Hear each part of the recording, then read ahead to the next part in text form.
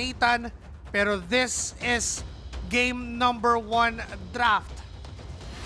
Nandyan ang laban ni Dokmen at ni X-Nova, the Tigreal versus the Akai.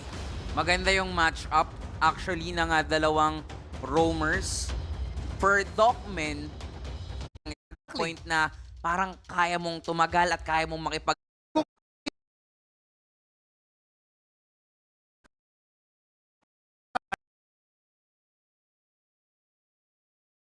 Kaya to, wala tayong mga Fury. Sa roamer mo, sa XP lane mo, we got you, bro. Op, Pero wait H2O. lang, di ba?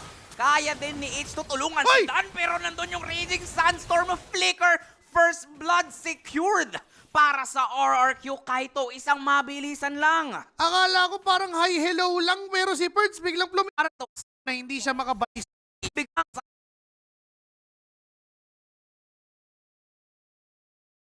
mga viewers, naiinip na eh. Ano ba?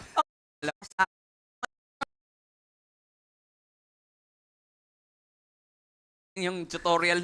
Ito na yung Dito rin naman yung Nate, pang late game pa rin naman. Pero uso kasi yung Beyblade sa ngayon. Pero wait lang. si Wes! Si Kelvin na mismo yung...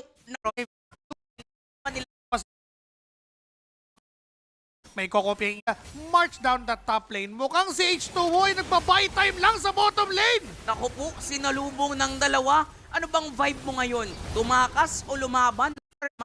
Time pwede update sa mga kaganapan dito Pero sa game. teka lang, may mangyayari ba? Kasi nangyayari na! Nilapag na rin yung Summon Force. Nandyan din naman yung Easy Boy. Papasok si H2. Ang kaso lang mapupuntir yan ng 4 kasi nandito na yung pagpapaipit. Ay! Nova, nandun yung Raging Sandstorm. Makakahuli ng dalawa. Seika na lang natitirang mag-isa sa bagong barangay. RRQ Kaito, mukhang kakatok na sa base. 10 Nandito seconds. naman si Seika para depensahan. Pero Flicker! Flicker para lang ma-stun.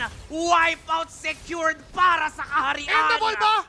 Kakayanin ba to ng RQ Kaite? And there you have it! Match point!